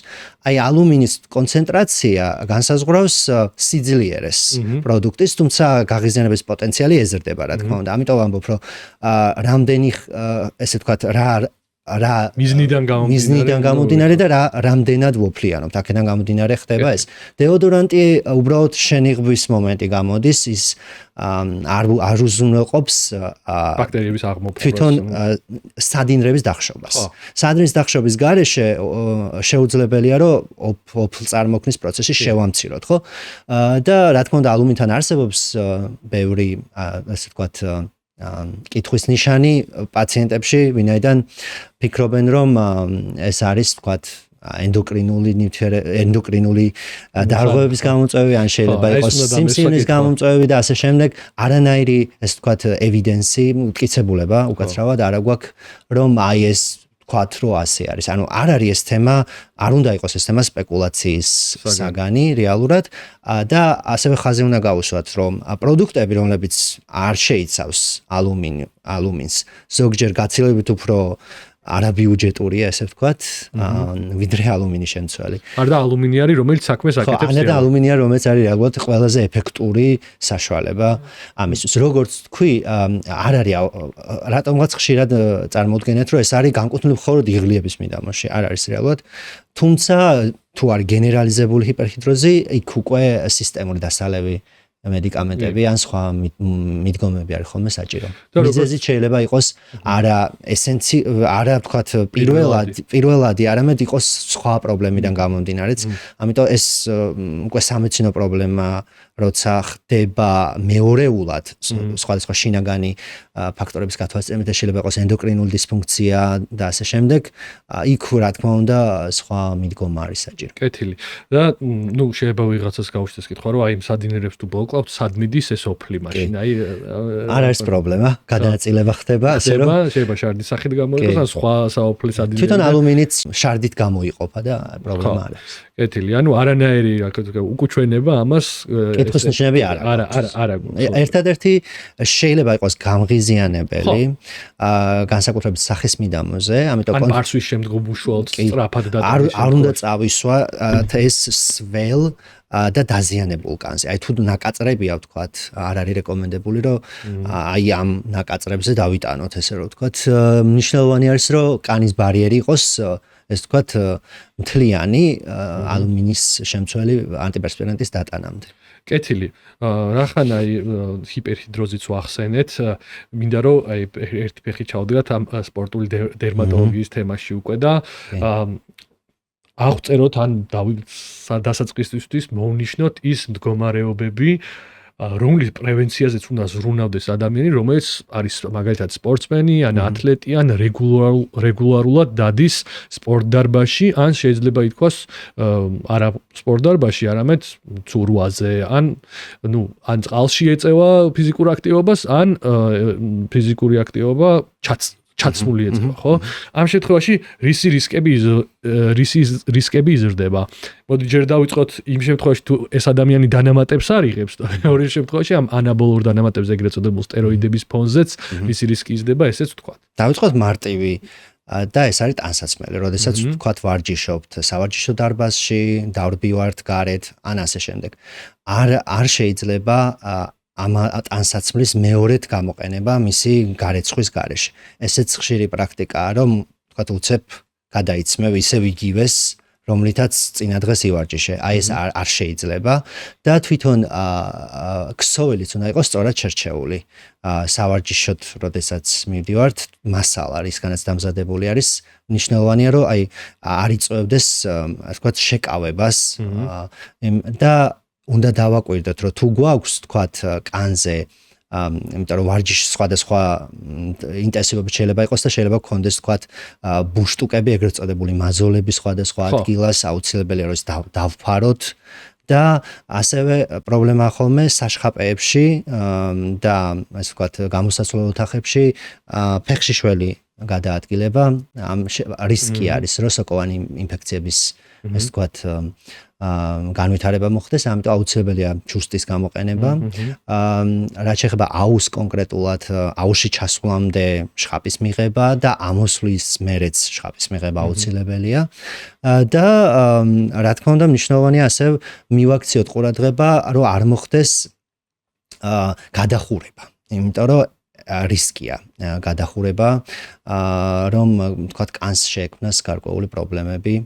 გაღიზიანების სიწითლის და ასე შემდეგ სახით. გადახურება მათ შორის აი ეს რაღაცნაირი მოტკეცილი ტანსაცმლის ის ხო არის ხშირად, რომ ეს ვარჯიშის დროს რა გამოიყენება ძალიან მოტკეცილი ტანსაცმელი, ეს თუ არის რამენაირად რისკის. აი მაგათად მექანიკური აკნე მექანიკა არსებობს კიდევაც და ეს ხახუნი რაც ვითარდება ხოლმე ზოგჯერ თქვათ ამწვავებს ზურგის აკნეს. ზურგის აკნეს, რაც დაუფასებელი პრობლემაა, რომელიც კაცებს ძალიან ხშირად აწუხებს. კი, ნამდვილად ხშირად პაციენტი არც იტყვის ხოლმე, რომ ზურგი თქვათ აქვს ტორსის აკნე. რო გავუსვათ ხაზი, დაახლოებით ნახევარს პაციენტებისა, ვისაც აქვს აკნეს სახეზე, აქვს ასევე ტორსის აკნეც, აქ იგულისხმება ზურგი, მხრები, გულმკერდი, ასე ვთქვათ, ზურგი განსაკუთრებით შეუმჩნეველია ხოლმე და ეს პრობლემა არის, ასე ვთქვათ, არასათანადოდ შეფასებული ეს. და სწორედ ამიტომ ვთქვით, რომ მნიშვნელოვანი არის სწორი პროდუქტების შერჩევა. როდესაც ასევე სხეულის ჰიგიენაზე ვთქვით, თუ აკნე არის, ვთქვათ, შესაბამისად სხვა საშუალებების გამოყენებაც უნდა მოხდეს, რომელიც ამ პრობლემას ესე ვთქვათ, უმიზნებს. ასევე ვთქვათ, რომ ჰიპერპიგმენტაცია, პიგმენტაციის მომატება, ან თუნდაც დანაწიბურება, მოსალოდნელია როგორც სახის ისე სხვა მიდამოსაკნის შემთხვევაში. კეთილი. და აკნე დავახასიათეთ რა არის, ეს არის კანის ფორში გაჭედილი კანის მკვდარი უჯრედები, ცხიმი და ზევიდან დახშული ფორი და შიგნით ხელსაყრელი პირობები ბაქტერიის გასამრავლებლად. ნებისმიერი რამ რაც შეიძლება ამ პროცესს ხელს უწყობდეს, ზრდის ბაქტერიული აკნეს განვითარების რისკს. მათ შორის ეს მოტკეცილი ტანსაცმელები შეიძლება ბევრს მოწონს, რომ კუნთები უფრო მეტ კარგად ეტყობა, ან უნდა რომ უფრო სწრაფად დაიკლოს ზონაში და ამიტომაც არის შემოჭერილი, რომ უფრო ადვილად გაოფლიანდეს, თუმცა იცოდეთ, რომ ეს ხახუნი თავისთავად ზურგზე იწვევს იმას, რომ ეს მკვდარი უჯრედები გადაადგილდნენ და დაეხშონ ფორებში და აღიზიანებს კანის ზედაპირს, მათ შორის ეს ზეწოლაც ხელს უწყობს ამ ფორებში ამ მიკრო რაღაცა ნივთიერებების გაჭედვას და შესაბამისად ხელს უწყობს აკნეს განვითარებას. ამიტომ ეს მოშვებული ტანსაცმელი შეიძლება ნაკლებად კომფორტული იყოს ან ჩვენ რაღაც სხვა მიზნებს არ ემსახურებოდეს, მაგრამ აკნეს თვალსაზრისით ბევრად უფრო გამართლებული არის. და ცხადია, ვარჯიშის შემდეგ დაბანა თავისთავად, რომ ვარჯიშის შემდეგ დაბანა ეს არის აუცილებელი პირობა, ხო? კი, აუცილებელი პირობაა ზუსტად ამისთვის. მეორე კითხვა უკვე რაც შეეხება აკნეს კიდევ სპორტის კონტექსტში ხშირად აი ბოდიბილდერთა აკნე ეგრეთ წოდებული ანაბოლური სტეროიდების გამოყენების ფონზე ხდება ხოლმე ტესტოსტერონი და ასე შემდეგ. დიახ, და ეს ზოგჯერ ვითარდება ხოლმე ძალიან რთული მძიმე ფორმის აკნე და გამონაყარიც უხვია და დანაწევრების რისკებიც უფრო მაღალი არის. კეთილი. და აქვე ძალიან ხშირად დღემდე მაინც ადამიანებს რომლებსაც არ აქვთ საკმარისი ინფორმაცია ურევენ ხოლმე სტეროიდებს და პროტეინს. პროტეინი უბრალოდ ნიშნავს ქართულად ცილას, არაფერი კავშირი მას სტეროიდებთან არ აქვს. ანუ სტეროიდები არის უკვე ჰორმონები, რომელიც გამოიყენება კუნთის მასის ზრდისთვის და ასე შემდეგ. ეს ცილა ფაქტობრივად არის ან ცხოველური ან მცენარეული ცილის გადამუშავებული ვერსია, რომელიც ფხვნილისა და სხვა სახით შეიძლება იყოს, რომელიც კუნთის აღდგენისთვის უფრო გამოიყენება, ვიდრე ხა კუნთის ზომის მატება, რაღაცა არაბუნებრივად სწრაფი ფორმით და არ აქვს ის გვერდითი ეფექტები. თუმცა დანამატები მაინც აქვე ვიტყვი, მათ შორის როდესაც ვლაპარაკობთ ამ პროტეინებზე, ანუ ცილებზე, მაინც საფრთხილოდ გამოსაყენებელი პროდუქტებია, ვინაიდან არის არარეგულირებული პროდუქტები, ანუ არ რეგისტრირდება როგორც მედიკამენტები და ხშირად ისე ხდება ხოლმე, რომ არის იქ კონკრეტული აქტიური ნივთიერებები, რომლებიც შეიძლება იყოს მიკროდოზებით, ან არ წაიკითხოთ მის შესახებ და მოკლედ ნაკლები ინფორმაციის გამო იმ ფხვნილში შეიძლება ცილის გარდა უამრავი სხვა ინგრედიენტი იყოს და სანდოობა როგორც წესი ძალიან ცოტა ბრენდს აქვს იმისი, რომ ჩაითვალოს ესა თუ ის საკვები დანამატი, ანუ სპორტული თვალსაზრისით ადამიანები, რომლებიც ფიტნეს დარბაზებს მოიხმარებენ, ჩაითვალოს, ასე ვთქვათ, სანდოთ და მაღალი ხარისხის მტკიცებულებებით იყოს გამყარებული მათი პროდუქტების უსაფრთხოება. კიდევ ერთხელ ვიძახი, იმიტომ რომ ეს არ არის რეგულირებული ნაწილი მედიცინის, ანუ მედიცინის მიღმა არის, ასე ვთქვათ, ხო? ალბათ კიდევ კარგი იქნება ვახსენოთ, რომ ზოგიერთი ეს ვიტამინი ან საკვები დანამატი, რომელიც მდიდარია, ვთქვათ, B-ჯგუფის B12 ვიტამინით, თვითონ შეიძლება იყოს აკნეს ტრიგერი, ეს ვთქვათ, მაპროვოცებელი ფაქტორი. კი, აი განსაკუთრებით ეხება B-ჯგუფის ვიტამინებს. კეთილი. ხო, ეს ჩემთვისაც სიახლე იყო.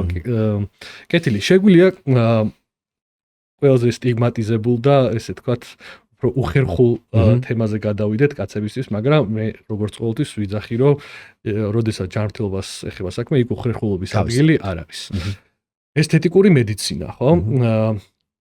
აი, მაინტერესებს თქვენი პრაქტიკიდან გამომდინარე, ხა ჩემს ბავშვობაში, ეს ფაქტობრივად იცვლებოდა, რომ ეს არის ქალების თემა რა და თითოეულა ადამიანი თუ მოიხმარდა კონკრეტულ პროცედურებს, იქნებოდა ეს ლაზერული ეპილაცია თუ. აი ხა როგორ იცვლება სურათი? რამდენად ხშირად მომართავენ კლინიკებს კაცები ესთეტიკური პროცედურებისთვის და როგორია ეს პალიტრა, ანუ რა არის ყველაზე ხშირი მიზეზი მომართვიანობის? მოდი შევხედოთ თვითონ გლობალურ კანისმოვლის მარკეტს, მხოლოდ კანისმოვლის მარკეტს, რომელიც კაცებისთვის არის, ასე ვთქვათ, მიმართული. განკუთვნილი. მიაღწია უკვე $12 მილიარდ, რაც იმას ნიშნავს, რომ ზარდი, ესე ვთქვათ, ტენდენცია არის და მეორე მომენტი არის, რომ სილამაზის სტანდარტები და ასე ვთქვათ, ახალგაზრდული იერი, ასე ვთქვათ, დამატებით გამოწვევებს ქმნის აჩენს და შესაბამისად გაზრდილია ნამდვილად მოხმარება პროცედურების. Ну, ერთ-ერთი არის ლაზერული ეპილაცია, რომელიც მე ვიტყოდი, რომ უკვე თანაბრად გამოიყენება ორივე შეიძლება ითქვა, მაგრამ ალბათ სხეულის სხვა მიდამოებში უფრო კაცები უფრო ზურგის და მკერდის ლაზერულ ეპილაციას ან სხვა ტიპის სხეულის ეპილაციას როგორ არის აქ? აქაც მოდი ვთქვათ თვითონ პირველ რიგში რა არის მნიშვნელოვანი გავითვალისწინოთ. რამ თმიანობა ზოგადად ეს არ არის პრობლემა, პირველი ეს ვთქვათ. ანუ თმის ქონა არ არის პრობლემა. ძირითადად ეს შეიძლება იყოს სპორტული მიზნებისთვის, შეიძლება იყოს ესთეტიკური მიზნებისთვის, უბრალოდ არ მოსწონს ადამიანს თმა კონკრეტულ მიდამოში. სხვადასხვა мотиваცია არის ეპილაციის უკან, ესე ვთქვათ. და მნიშვნელოვანია, რომ სწორად შევარჩიოთ ჩვენი კანის ტიპის მიხედვით თუ რომელი პროცედურა იმუშავებს უკეთესად. აი მაგალითად, რაც უფრო მუქია ადამიანის კანი, იქ აი ვთქვათ შავკანიანი, თუნდაც იქ სტანდარტულად რაც ყველაზე ხშირად გამოიყენება, ვთქვათ დიოდის და ალექსანდრიტის ლაზერი, პირიქით იქ არ არის რეკომენდებული საერთოდ. და პირველი მეორე ტიპი, კანის ტიპი, აი აქ უკვე ალექსანდრიტი და დიოდი არის სტანდარტულად ყველაზე გავრცელებული მეთოდები, პროცედურა. აქ სხივის ზომაშია განსხვავება. აქაც ხშირად ისმის ხოლმე რომელი სჯობს, პირველი მეორე მესამე ტიპის კანისთვისაც შესაძლებელია ალექსანდრიტის და დიოდის გამოყენება. და უკვე ზემოთ არსებობს ნიოდიუმ იაგ ლაზერი, რომელიც გამოიყენება და ვთქვათ, რომ ლაზერული მოცილება თმის ეს არ არის მუდმივი პერმანენტული მოცილების მეთოდი. ეს ძალიან მნიშვნელოვანია. რა თქმა უნდა, თავიდან 5-8 პროცედურის შემდეგ აღარ არის საჭირო უფრო მაღალი სიხშირით ვთქვათ ინტერვალი შეიძლება გაიზარდოს, მაგრამ ყოველთვის შესაძლებელია თმის ზრდა და საერთოდ მაინც უნდა გავითვალისწინოთ, რომ თუ მომავალში გვინდა რომ იმ ადგილას თმა ისევ გაიზარდოს, მაშინ თავიდანვე უნდა მოხდეს ამის გააზრება, რომ თმის ფოლიკულის სტრუქტურა იცვლება, შეიძლება ისეთი სიხშირით აღარ ამოვიდეს თმა, ან საერთოდაც პრობლემა გახდეს იმ ადგილზე საჭირო რაოდენობის ეს ვთქვათ ის რაც ჩვენ გვინდა ამის ქონა. ამიტომ თუ გადავწყვეთ ლაზერულ ეპილაციასაც, მიუხედავად იმისა, რომ არ ვთვლით, რომ ეს არის პერმანენტული მოცილების მეთოდი, ესეც უნდა გავითვალისწინოთ. სად უნდა ვიყოთ, რომ შეიძლება იქ თმა ისეთივე არ ამოვიდეს, როგორც მანამდე, საერთოდ არ ამოვიდეს. რომ აი შეიძლება იყოს უფრო თხელი თმა, უფრო მსუბუქი. მაგრამ მე აი საპირისპირო მხარესო წავიდეთ სპექტრის, ანუ მე გამიგია უფრო ქალებში და გოგოებში, რომ რამოდენიმე მისვლის შემდეგ, ეპილაციის შემდეგ საერთოდ ბუნებრივადაც აღარ ამოსდით თმა იმ ადგილას, სადაც გაიკეთეს ეპილაცია და ანუ აქ არის რამე რაც განსაზღვრავს იმას, ამოვა თუ არა თმა შემდეგ გაკეთებული, იმიტომ რომ ბევრჯერ ყოფილა, ეხა ბევრისგან გამიგე ისიც, რომ მითხრეს, რომ აი 5 გაკეთებაში აღარ ამოგივიდოდა თმა და სრულიად მოგაშორებდა და აკნესაც გზეც გიმკურნალებდა და ასე შემდეგ და რაღაცა და 10 ჯერ ვიყავი უკვე და ისევ ამომდის დაჟე უფრო ბოდიში რუსულისთვის და უფრო უხეში თმა მომდის, უფრო ხშირი არის ჩემი გამიმწვავდა მუწუკები დამაყარა უფრო ხშირად. აი რა არის ამის მიზეზი, ანუ როგორ უნდა დავგეგმოთ სწორად ჩვენი ეს ეპილაცია თუ ვაპირებთ? ზოგადად პარსვა თუნდაც სამართებლით საპარსით და არც ლაზერული მოცილება თმის მით უმეტეს არ იწვევს თმის ესე ვთქვათ გახშირებას. გაუხეშებას რაც შეეხება, გაუხეშება აქ შეიძლება იყოს თვითონ პარსვასთან დაკავშირებული და ეს კავშირში არ არის თვითონ ლაზერულ ეპილაცია ან თვითონ პარსვასთან არ არის დაკავშირებული, ეს არის მოვლასთან კანის უფრო მეტად კავშირში. ანუ არც გახშირებას იწვევს და არც მით უმეტეს მომატებას, ესე ვთქვათ, თმიანობის. უბრალოდ თუ სახის მიდამოზეა საუბარი, სახე არის ანდროგენ სენსიტიური ადგილი. ამიტომ აქ ეპილაცია არ არის ხოლმე, ესე ვთქვათ, გამოსავალი, იმიტომ რომ მუდმივად დარჩება, ხო? ის ჰორმონების ზემოქმედებას რეცეპტორებზე ვერაფერს ვერ ვუზამთ, ხო? ამიტომ ამ მიდამოში უფრო რეკომენდებული იქნებოდა ელექტროლიზისი, ვიდრე ვთქვათ ლაზერული ეპილაცია. ეს რა პროცედურა არის? ელექტროლიზისი ხალხი ხშირად ეწახის ნემს. ნემსი. ამ შემთხვევაში ხდება ლიზისი დაშლა, ესე ვთქვათ, თმის ფოლიკულის და ეს არის FDA-ის მიერ დამტკიცებული ერთადერთი პერმანენტული მოცილების პროცედურა. და ეს ადრე ჩემ ბავშვობაში მახსოვს რომ რაღაც დიდ ტკივილებთან იყო ხოლმე დაკავშირებული გოგოები ძახდნენ რომ ნემსი გავიკეთე ერთხელ და ისე მეტკინა რომ მე მაგას ცხოვრებაში აღარ გავიკეთებ და ისევ ეგრე არის თუ არის რაღაც დაიხვეწა ეს პროცედურა ისე რომ შეიძლება ტკივილ გამაყუჩებლის ფონზე ან რაღაც ლოკალური ანესთეზიის ფონზე მეთოდებს ვარჩევთ. ბევრი რაღაც უნდა გავითვალისწინოთ, ერთ-ერთი არის რამდენად მტკივნეული და დისკომფორტის გამომწვევი არის ვთქვათ, უფრო მეტი დისკომფორტის გამომწვევია ელექტროლიზისის პროცედურა ნამდვილად. ასე ვთქვათ, ასეთი აკრძალვა არ არის ალექსანდრიტის ან დიოდის სახეზე, თუმცა აი როგორც გითხარით, ეს არ არის გამოსავალი ამ შემთხვევაში და თუ რამე მიზეზია რის გამოც ეს ვთქვათ, ეს შეიძლება იყოს სხვა პრობლემიდან მომდინარე, რა თქმა უნდა, ეს შეფასება უნდა მოხდეს ამის. და ამ შემთხვევაში თქვენ კანის ტიპები ახსენეთ, კანის ისინი პირველი, მეორე, მესამე ტიპის კანი და თმის ფერზე თუ არის რამე და იმიტომ რომ ვიცი გამიგია რომ მაგალითად ჭაღარა თმას ლაზერი ვერ ხედავს და იმის ეპილაცია შეუძლებელია. კი. ესეა ნამდვილად. აი ჭაღარა, ნაცრისფერი, წითურიც გარკვეულწილად აი ვერ ხედავს ლაზერი, ამიტომ ამ შემთხვევაში ალტერნატივად რჩება სწორედ ელექტროლიზისი. ელექტროლიზისი ან ნემს რასაც საერთოდ ლაზერული ეპილაცია ყველაზე წარმატებული არის, როცა არის ღია ფერის კანი და მუქი ფერის თმა. აი ესეთი. გასაგებია. რაც შეეხება სხვა პროცედურებს, ეხლა რომელიც უფრო პოპულარული არის მათ შორის აი ბოტოქსი მაგალითად რო ვთქვათ, ხო, ეს ბოტოქსის პროცედურები. ხშირად ამას მიმართავენ უკვე პოსტფაქტუმ, როცა ნაოჭები არის, ვიცით რომ ეს ბოტულიდის ტოქსინი შეიცავს, ადუნებს კუნს და შესაბამისად ნაოჭი ნაკლებად ჩანს, ხო?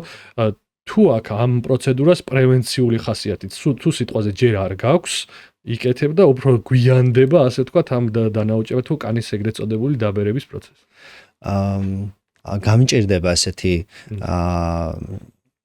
დათქმა გავაკეთოთ, რომ პრევენციულად გავიკეთოთ ბოტოქსი. რეალურად ბოტოქსის მოქმედება, ბოტოქსი არის სავაჭრო სახელით ბოტულინი ტოქსინი არის. ეს არის ტოქსინი, რომლის ტოქსინის მოქმედების შედეგად ხდება ზუსტად ზემოქმედება ნაოჭებზე.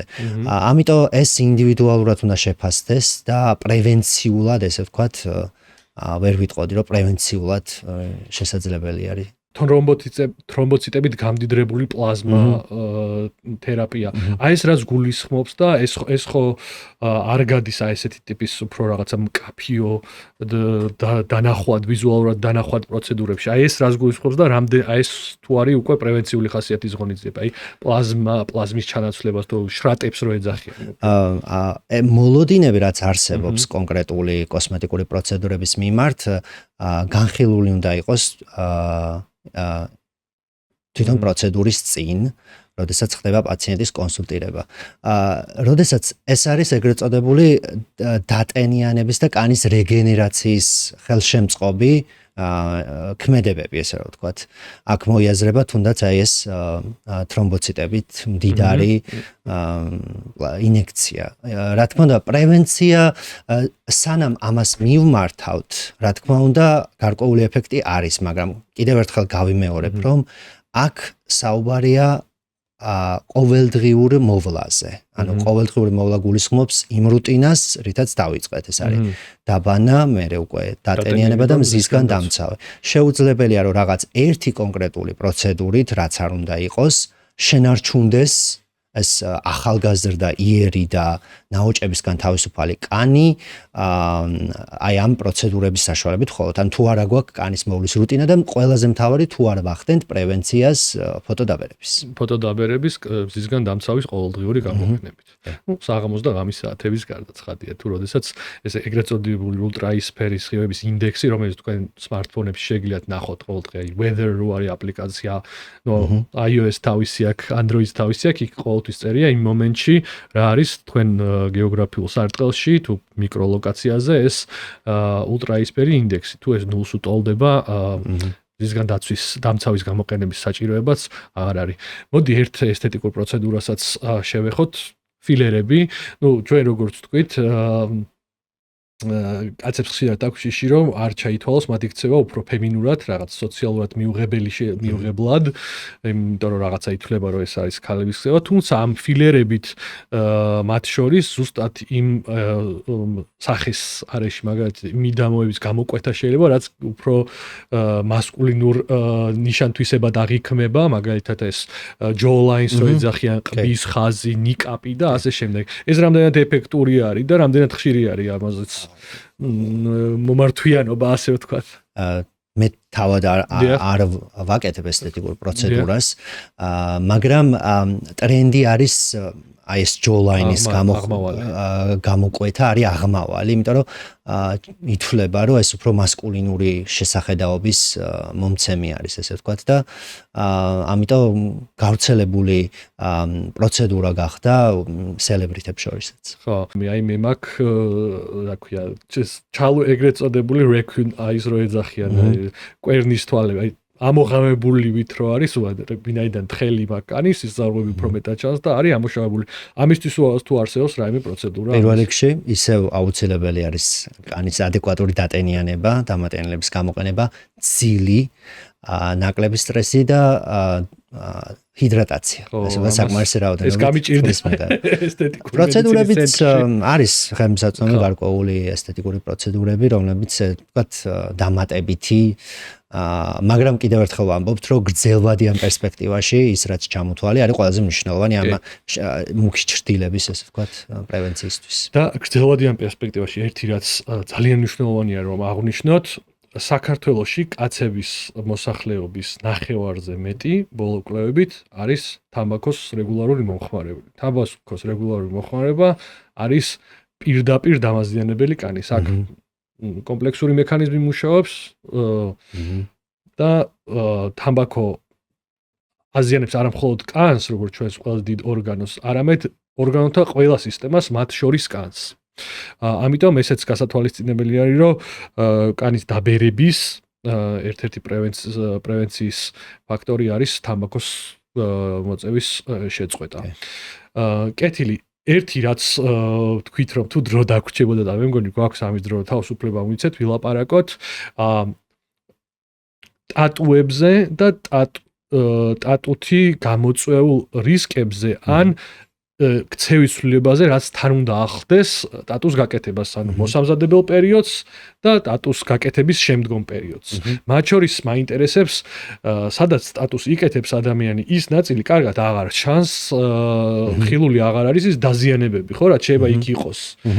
ამ შემთხვევაში აი გამოსავალი რა არის თუ არის რაიმე სწორი ქცევა რაც გაითვალისწინოს ადამიანმა რომელიც ტატუს გაკეთებას გადაწყვეტს. პირველი მოდი დავიწყოთ რა პრობლემა შეიძლება იყოს ტატუ ესე ვთქვათ დერმატოლოგიური კუთხით. შეიძლება შეინიღბოს, ანუ არ მოგვეცეს საშუალება დავინახოთ წარმონაქმნები, შეიძლება იყოს უკვე არსებული ან ახალი წარმონაქმნები, ვინაიდან შეიძლება შეინიღბოს, ესე ვთქვათ, ტატუს საღებავით. როდესაც გვაქვს ხალები განსაკუთრებით, მნიშვნელოვანია რომ ჯერ შევაფასოთ ეს ხალები დერმატოლოგთან, სანამ იმ ადგილას გადავწყვეტთ ტატუს გაკეთებას. ის რომ ტატუ იწვევს კიბოს ეს კაუზალური ესე ვთქვათ კავშირი არ არსებობს, მაგრამ შეიძლება ხელი შეგუშალოს უბრალოდ თვითონ საღებავის გამო ვთქვათ იმ ადგილას კონკრეტული წარმონაქმნის შეფასება. მხოლოდ ეს საკითხი შეიძლება იყოს. რაც შეეხება თვითონ პროცედურას, აქაც მნიშვნელოვანია, რომ მას აქვს რისკები გარკვეული, ერთი ეს არის ინფექცია, ასევე შეიძლება განვითარდეს რეაქცია საღებავზე, ალერგიული რეაქცია, არ არის ძალიან ხშირი, მაგრამ მოსალოდნელია და ამიტომ კარგი იქნება, რომ დროულად მივმართოთ ასეთ შემთხვევაში დერმატოლოგს, რომ მოხდეს პრევენცია შემდგომი დაზიანების და რეაქცია არ არის აუცილებელი იყოს მყისიერი. ეს შეიძლება იყოს რამდენიმე დღის შემდეგ, კვირის შემდეგ და უფრო დიდი ხნის შემდეგაც სხვადასხვა ტიპის რეაქციები არსებობს, რომელიც შეიძლება განვითარდეს. ასევე პაციენტს შეიძლება აღენიშნებოდეს მზის ალერგიის მომენტიც და მოულას რაც შეეხება აი აქ ვაზელინი, პეტროლატუმის შემცველი პროდუქტი პირიქით არ გვინდა, იმიტომ რომ ეს იწვევს თვითონ საღებავის გაუფერულებას. ამიტომ რეკომენდებულია მსუბუქი ლოსიონი ან დამატენიანებელი საშუალება და არა ვაზელინი. პეტროლატუმის შემცველი პროდუქტები. და ასევე მზის ულტრაესფერი გამოსხივებაც იწვევს საღებავის ვთქვათ გაუფერულებას. ამიტომ მზის გადამცავიც აუცილებელია, რომ იმ ადგილას ვატაროთ მზის გადამცავი, რომ ვთქვათ ეს ეფექტი რაც გვინდოდა მივიღოთ, იყოს შენარჩუნდეს უფრო ხანგრძლივი და დიდი ხნით. კეთილი კახა, ძალიან დიდი მადლობა. ჩვენ ვთქვით, შეგნებულად არ შევეხეთ ორ დიდ ესეთ საკითხს, რომელიც არის თმის ცვენა და სქესობრივი გზით გადამდები ინფექციები. ვინაიდან ეს არის ძალიან ფართო თემა, ცალკე ეპიზოდს მოითხოვს. აქვე პირობას დავიტოვე, რომ ჩვენ მომავალში ვიმეგობრებთ და ვითანამშრომლებთ კვლავ, შეგაწუხებთ ხოლმე, იმედია, კიდევ გვესტუმრებით. სქესობრივი გზით გადამდებ დაავადებებს რაც შეეხება, ჩვენ უკვე გვაქვს ჩაწერილი ეპიზოდები ბედაც ჰეპატიტის შესახებ, HIV ინფექციის შესახებ, გასულ კვირას ესეც ამ ეპიზოდის ბოლოს ამონათდება ბმული ამ ეპიზოდის შესახებ. კიდევ გვაქვს ადამიანის პაპილომავირუსის შესახებ ჩაწერილი ეპიზოდი და ადამიანის პაპილომავირუსი არანაკლებ რელევანტური არის კაცებში ვიდრე ქალებში და ამიტომ ამ ბმულზეც გადადით და აუცილებლად ნახეთ ეს ეპიზოდი. მე კიდე შეგახსენებთ, რომ ჩვენი პოდკასტი გახლავთ საქართველოს საზოგადოებრივი ჯანმრთელობისა და კეთილდღეობის ასოციაციის პროექტი. გთხოვთ მოიწონოთ ან არ მოიწონოთ ეს ვიდეო ან დაგვიკომენტაროთ ნებისმიერი თქვენი აქტივობა, ნებისმიერი ჩართულობის ფორმა ჩვენი ვიდეოების ქვეშ და ჩვენ ვიდეოებზე არის ძალიან მნიშვნელოვანი ჩვენთვის, რომ ჩვენ დავხვეწოთ ჩვენი ასე ვთქვათ შინაარსი, ჩვენი ვიდეოები ბევრმა ადამიანმა გაიგოს ჩვენ შესახებ და შევქმნათ ასე ვთქვათ საზოგადოება, რომელიც გაავრცელებს მტკიცებულებებზე დაფუძნებულ ინფორმაციას, როგორც ბატონი კახა დაგვეხმარა ამის გაკეთებაში დღეს და ძალიან დიდი მადლობა მინდა გადაგიხადოთ კიდევ ერთხელ კახა მობრძანებისთვის და მომავალ შეხვედრამდე. მადლობა. ეს თქვათ რომ შევკრათ ეს ყველაფერი. თქვათ რომ კანის მოვლა არ არის ჩვენთვის სხვისი კანის რუტინა, არ შეიძლება იყოს გამკიცხავი და გამშადი, ეს ერთი და მეორე არ არის ეს რამე განსაკუთრებული სირთულე და ბიუჯეტურ ვერსიაში შესაძლებელი არის საბაზისო, ესე ვთქვათ, მოვლის რუტინის ჩამოყალიბება. უბრალოდ ამ შემთხვევაში საჭირო არის ქცევის, ესე ვთქვათ, ათვისება და არ მინდა ხაზი გავუსვა, რომ ეს არ არის მხოლოდ ესთეტიკური მიზნებისთვის. როგორც ვთქვით, ათვისება აი ამ რუტინის, ასევე დაგვეხმარება კანის კიბოს რისკის პრევენციაში, როდესაც საუბარი არის მზისგან დამცავებზე. თან როგორც ნებისმიერი სხვა რუტინის შემთხვევაში, ამას ასე ვთქვათ, რაღაცნაირი სასიამოვნო ისიც აქვს, ხო, ამ შედეგის ხილვას დროთა განმავლობაში და როცა დანერგა უკვე ამ რუტინას, მერე გიადვილდება ამ რუტინის დაცვა. შედეგსაც ნახულობ, გარგებს, განცდა გაქვს, რომ სწორად იქცევი და არამც კანის მოვლა არ არის მხოლოდ რაღაცა კონკრეტული გენდერის თუ სქესის საქმე, ობიექტი, ასე ვთქვათ. ამიტომ ეს გადაცემაც ამას ეძღვნება, რომ კაცებმა დავიწყოთ, მე ჩემ თავსაც მოვიაზრებ, მეც ხა სნობურად არ მინდა გამომივიდეს, რომ ყველა იმ ასე ვთქვათ ზედმიწევნით ვიცავ ამ კანის მოვლის რუტინას, მეც ვცდილობ და მოკლედ ამ ეპოქაში ესეთი კანის მოვლის რუტინა კაცებში არ უნდა იყოს, რა თქმა უნდა, გაკიცხვის საგანი, როგორც თქვენ უკვე ბრძანეთ. კეთილი. თუ რაიმე არა გვაქვს დასამატებელი, შეგვიძლია დავასრულოთ. კიდევ ერთხელ დიდი მადლობა მობრძანებისთვის და მომავალ შეხვედრამდე. მომავალ შეხვედრამდე. კარგად ბრძანდებოდეთ.